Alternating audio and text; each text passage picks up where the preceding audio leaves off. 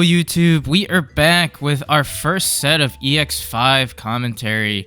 Ironically, the first round that we have here doesn't really showcase any of the big EX-5 decks. But our first round of EX-5 is going to be EX-4. I hope you're all excited. It's so awesome. It's great. But yeah, joined here by TJ, my brother from another mother, my partner in crime. We've got Jorel bringing back his Alter-S deck, and we got Mike playing a little bit of GabuBond. You know, I'm always game for a little bit of GabuBond in my life, so this will be fun. Your personal fave. Yeah.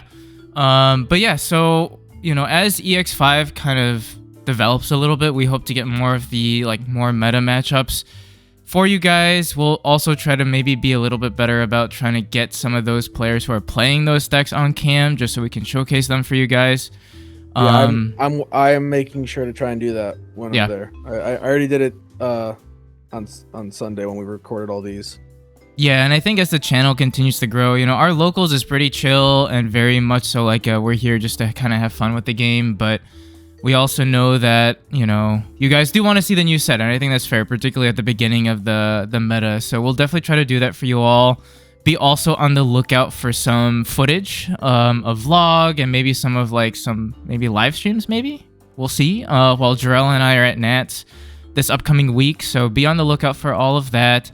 Check out our socials down below. The Instagram will definitely be popping off while I'm in LA, along with our Twitter, our Discord, as well as our TCG player affiliate and our YouTube membership.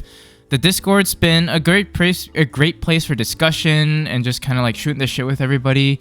So please do feel free to check it out. And a lot of our major announcements will be coming from that media. So, you know, please do check it out just to kind of stay up to date with the latest news. Last kind of plug-in before we jump into the round will be that our Q&A that we're going to be doing to kind of commemorate our 1K goal is going to end on the 30th of January. So just in about a week, we're going to close the thread, and then we're going to start answering some questions and get a video for you guys. So if you want to kind of interact with us in that way, you know, check it out on the Discord and drop a couple questions. We'll be happy to answer them for you guys. But without further ado, let's hop right into the round over here. Also, as a reminder, we're also hosting a tournament soon. It'll be in March. Something to keep in mind. Well, it'll be BT15 stuff. It'll be right after the hit to Apocalypse and whatnot. So just something to maybe mark on your calendars. Keep it in your mind there. Yeah, once we have more firm details, we'll definitely let it out to you guys. But if you're curious, check out our 1K celebration video. Rio kind of breaks down a bunch of our stuff. We have Jorel forgetting to set security. The security judge.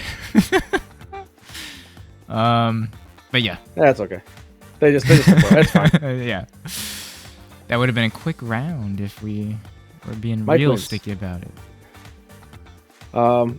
So Jorel has been playing this. We've seen it. I think we saw it last. We saw it last week, right? week. Yeah.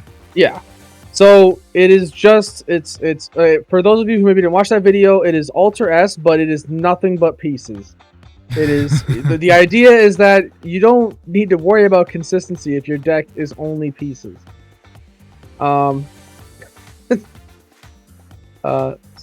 Yeah. But we see him Evo here into a Kreskaruru to bounce the Ukko.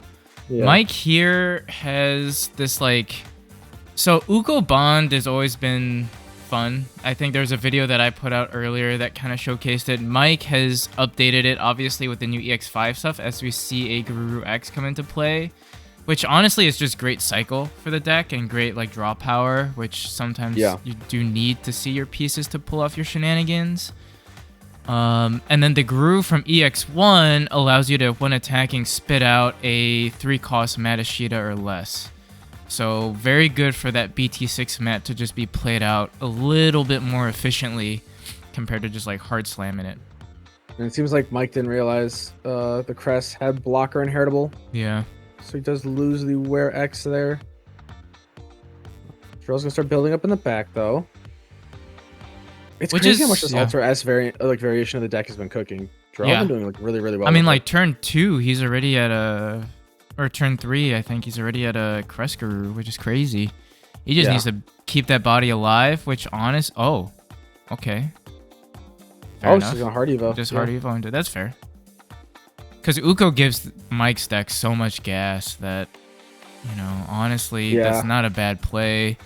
We do see Mike pitch a Ooyy, which kind of is rough, but does proc the Matt Tamer effects to gain 2 memory, 1 for each. Since he pitched a card, he slams down that oh so pretty event pack Matt.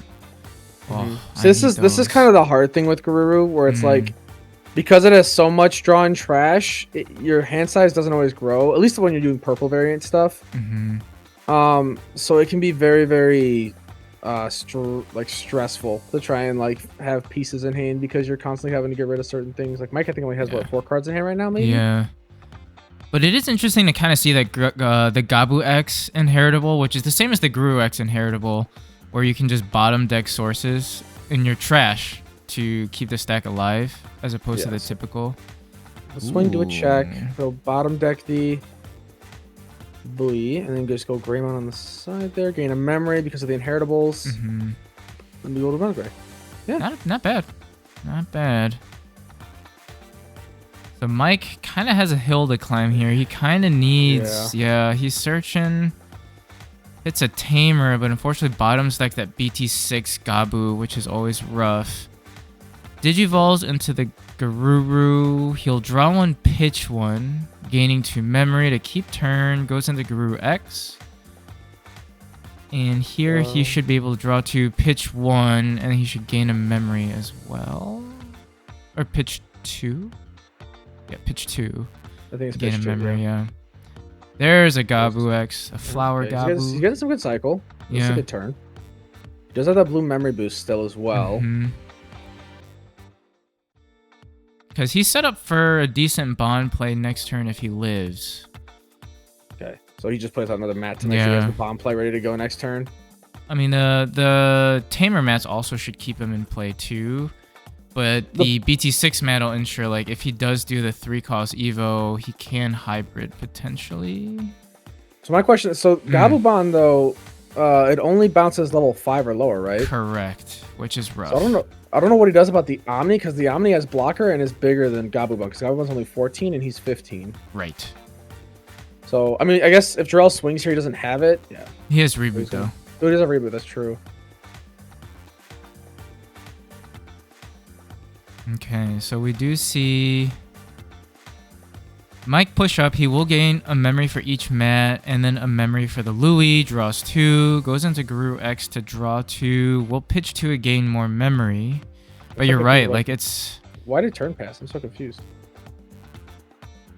I don't know. Because Jorel went to swing and then something got pointed out that he couldn't or something? I don't know. Did he get stunned? Then I didn't see it. I don't know. Whatever. Yeah, I'll have to cycle back and see. I'm not sure. But yeah, I think Mike's just in a rough spot because the Omni being a blocker. So we do see a hybrid come out here. Oh, great. Well, we'll place the one Agu. Agu gets some search. How does the Agu play out again? Off the Greymon. Security effects. Oh, okay. Yeah, I got you. Huh. We see a Gabu come out, going to Gabu X. Cycles 4, picks up a Garuru. Has to bond with the rest. None of that other stuff can be grabbed. Pitches a bond. Gains 2 memory from the mats. Yeah, I don't know what Mike does here, because that Omni is just rough. He could bond, swing to bottom deck, but that's just burning 2 security just to bottom deck an Agu. I feel like that's not really worth it. So we see him going to Garuru.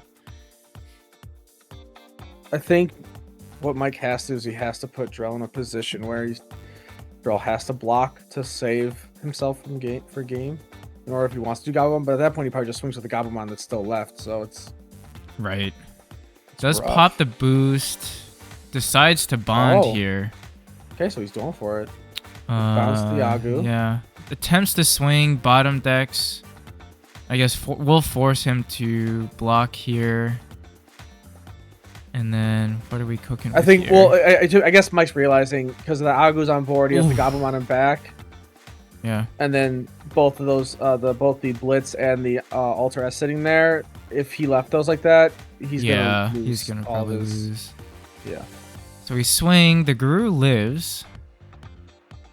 Unfortunately, had a pretty bad reveal off of the Gabu inheritable from EX-1, and then just passed his turn by playing the Gabu X. But it is insane how long his turn lasted. He did so much. He really did a lot. That's so crazy. Like how much memory gain. And like just think about how like in the Melga engine, which we will have a match of Melga later on in this set, as we see kind of Jorel just chip away for game. Yeah, he just loses anyways. I think he needed to see. I don't know if he has security bombs, but I think that's what just had to. Well, I mean, he had the ice wall, but he ended up bottom decking it off of the Gabu reveal, so we knew that was out. Yeah. But yeah, it's just crazy, right? Like how Melga and any sort of Guru engine with the new pieces is just able to just, like so much memory efficiency right there. Yeah. That's wild. I mean, I love Gabu. I was sad to see those boys get hit along with Anubis, but like testing these guys out, I'm like, they made the right call. It's crazy, but I think that limiting the purple Gabus was a bit much. That was a bit much. I feel like if you're gonna hit Where X on top of Gabu X, you don't need to hit those other Gabus. Yeah. Those other Gabus Where X or Guru X? Sorry, not Where X, Guru X. Yeah. My bad. And Gabu X too being hit, I think, was a little bit much. I mean, I can see why, because the Gabu X gives a crazy protection and is a 3-drop that searches for 2 pieces. Right? Whereas, like, you have, like, and there's also dual color. Right. And then you have, you know, like the BT11 Agu X, that was like the second one that's a single color, that is a 4-drop that searches stuff, and it's just like a worse card. Right. It's just like you can very see like the scaling of the game for sure through that Gabu X. But yeah, I think if they were gonna hit Guru X and Gabu X, they didn't need to go so ham on hitting the purple Guru pieces. I feel like that was just unnecessary, just a little overkill. They're good cards, but they're not that fucking Insano style. Yeah. Anyways, we do have Mike having a pretty solid start, you know, with the flower Gabu in the back. Did push up, gained a memory, and then played out another mat, which effectively was a 2-cost tamer since of the Gabu effect, and then went into Gururu, swang with jamming and lived, and then played out a boost. So pretty solid. A little bit chip as well. We see an Agu X do kind of meh things there. Does pick up the Greymon. That's the thing. It only searches top 3. Yeah. Goes into Gabu X searches top 4. That's crazy. Gains a memory off of the inheritable. Are we gonna start to see the ping ponging? Yeah. Yeah, he's free to just start going for it. Oh my lord. Here we go. Chief, chill. No. Oh my lord. Blitz. No. He was for free into Cress. We'll go ahead and bottom that, and then he can go ahead and go Alter-S. Sir, and please. This is turn 2. Not like this. Right? Yeah. Oh my lord.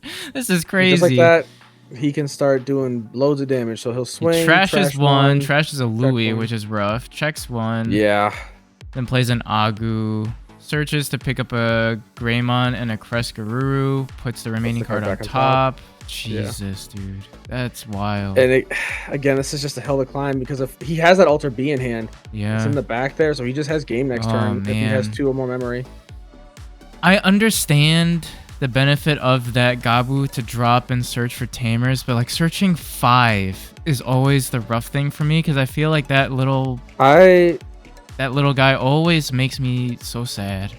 Yeah, I don't like those searcher rookies. I don't like you always end up bottom decking so much. You lose so many pieces off of it, and more often than not, you end up just grabbing like a tamer. Yeah. I don't know. I don't think it's very good. I've never really liked those searchers. I always have to run other things because I think there's a certain point where searching that you can search too much. Yeah. The point where it hurts you. But Jorel has game here. Jorel just goes Alter B and wins. Oh my god. Doesn't even need to do that. Yep. Alter B. That'll just blow up all of Mike's tamers and the tamer.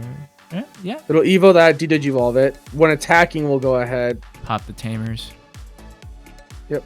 So he'll go ahead and pitch. He'll pitch 1, 2, and 3. That'll pitch 2 more security. 2 more security, tamers, and then he can just poke. Wow. Jesus, dude, that is what the fuck just happened? This man is seriously cooking with this deck. It's so wild. much with this Alter-S deck. Yeah, I mean, to be fair, I mean, it's a good point, right? Like for a deck that just needs to see its pieces, why waste room on like tamers and like just go full send and just run all the Digimon that you would need. Not a bad call. Oh. That's not crazy. a bad call indeed. But good game though. Yeah, pretty good game. We got to see kind of Omni go kind of full power. Honestly, it's been a while since I played the deck, but I do think I like Jorel's variant a lot better than the traditional one. It makes more sense the more that I think about it. I know that double tamer like does give a lot of value because you do get to like poop out a body, but there's so much like removal nowadays and bounce and stuff. I feel like you might as well just put more pieces in. I don't know. What do you think? You played it a lot more than I do. I think I did play it a good bit. It is an all or nothing deck where it's all about the Gamba. It's very much high rolly, and I think that the way Jorel has it built now is it's just high roll. It is just, but it's more consistent on the high roll. I think actually, I don't know where he got I think he might have got the build from Anthony. I could be wrong. I could be capping. No. You're right. Cause he got it from Anthony because Anthony was playing some cam games on the server, like the Discord, official server, and then this guy like completely like steamrolled him with this deck. And I think Anthony got the list, and Jorel was like, he cackled and did his thing, and then brought it to us to bring the pain. That sounds about right. But that does wrap it up. Hopefully you guys enjoyed it. Like we said, we will be getting more like official EX-5 stuff soon enough, so please bear with us. Let us know what else you guys want to see. I know we've been kind of heavy on the match commentary, and I've been busy just practicing for Nats. TJ's been busy with stuff too, so we haven't delivered on our deck profiles, but we promise you they will come. I swear to you. It will come either before Nats or honestly might come after Nats just to show you guys what I ran and talk about what my experiences were. So look out for it. It'll come one day, soon enough. Promise. next couple of weeks for sure. But yeah, thank you guys for tuning in. We really appreciate all the support from both the new viewers and the old viewers. If you're new, haven't subscribed, hopefully we've convinced you with this video and our other ones to have you subscribe. We'd greatly appreciate it. And with that being said, we'll see you on the next video. Bye-bye. Bye-bye.